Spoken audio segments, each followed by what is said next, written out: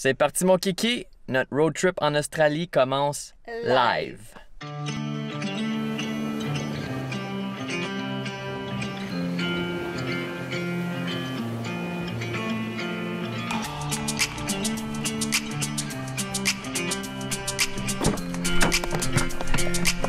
Es-tu prête, MJ?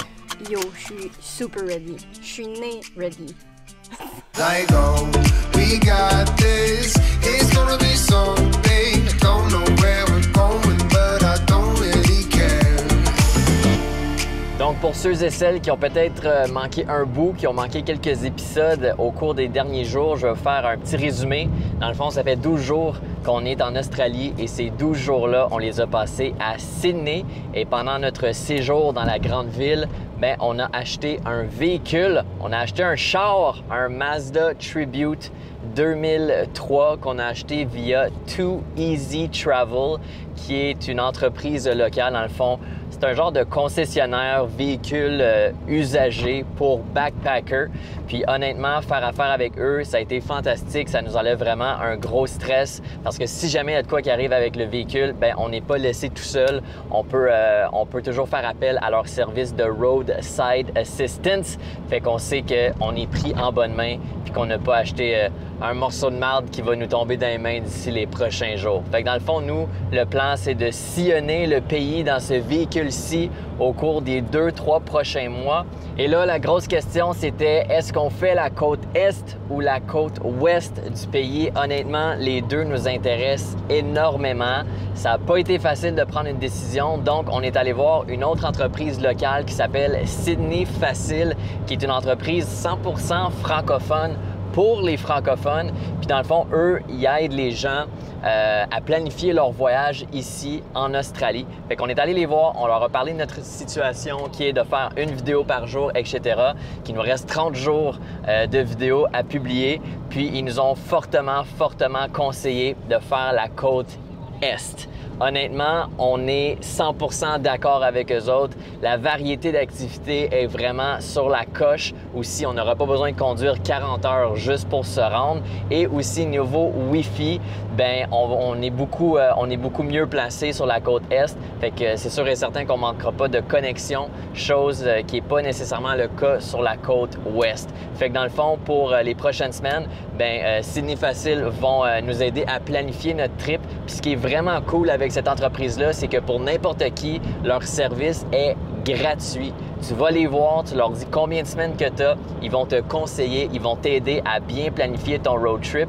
Puis la raison pour laquelle c'est gratuit et comment eux, ils font leur argent, c'est que ben, selon les activités que tu vas réserver pour ton road trip, ben, tu les réserves via eux. Puis eux, dans le fond, ils vont faire une petite commission sur la vente. Fait que c'est vraiment l'entreprise locale d'activités qui les paye. Ce qui fait que ben, pour nous, les voyageurs, c'est 100% gratuit. Fait que là, that's it. Nous autres, on est en route vers Byron Bay. Mais comme c'est assez loin de Sydney, on coupe la route en quelques jours. Arrêt numéro 1, Port Stephens. Like, oh, we got this. It's gonna be something. I don't know where we're going, but I don't really care. I go out all night. We watching the sunrise. I ain't got no worries, 'cause I got you right here. La raison pourquoi on voulait arrêter ici, c'est parce que c'est des dunes infinies de sable. Sérieux, je me sens comme en Afrique ou au Maroc ou plein de places que j'ai pas été, qui avaient des dunes de sable. Puis, sérieux, comme c'est vraiment à l'infini, comme, tu sais, je l'avais lu que c'était à l'infini, mais de le voir pour vrai, c'est vraiment cool. Puis, il y aurait même des chameaux. Là, j'en ai pas vu encore, mais apparemment, il y a des chameaux. Et chose que je ne savais pas qu'il y avait en Australie. Bon, évidemment, on peut marcher sur les dunes dans le sable, mais tu peux aussi conduire. Depuis tantôt, on voit plein de 4x4 conduire sur les dunes. Ça te prend un permis pour le faire. Nous autres, bon, c'est pris un peu de dernière minute, fait qu'on n'a pas pris le temps de faire ça. Je sais pas si j'aurais été à l'aise de conduire tout seul aussi, mais sinon, il y a comme plein de tours organisés qui t'amènent faire ça. Fait que ça doit être toute une sensation. Hey, c'est huge! C'est huge!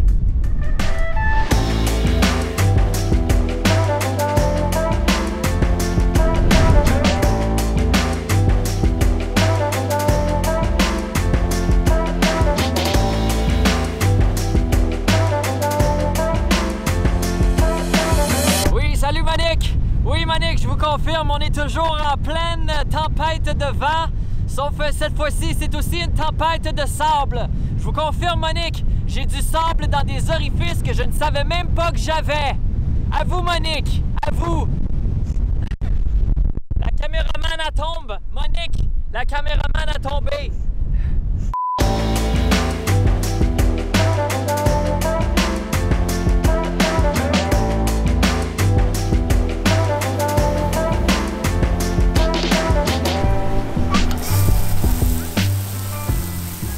MJ, on a vu tes chameaux! Ben, des dromadaires, en fait. Dromadaires. Mettez trompé dans les mots, là, c'est des dromadaires qui sont ici. Puis dans le fond, fun fact on the go, ben, l'Australie, c'est le pays qui exporte le plus les dromadaires au monde.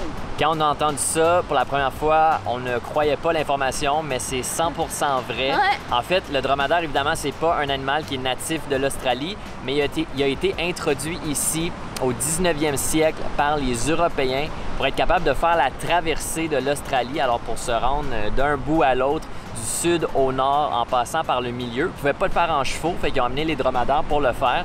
Puis, ben, c'est grâce à cette importation-là qu'ils ont été capables de tracer la première map australienne.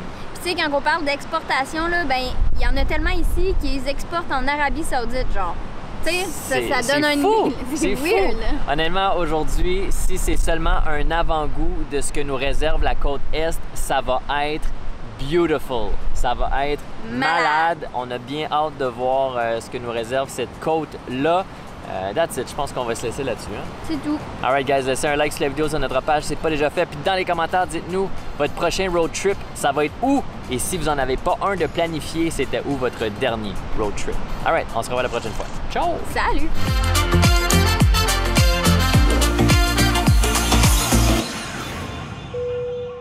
Je me sens comme j'arrive d'une tempête. Yo, il y avait tellement de vent sur ma petite butte, là. Hey, j'ai du sable dans les oreilles. Je gratte, là.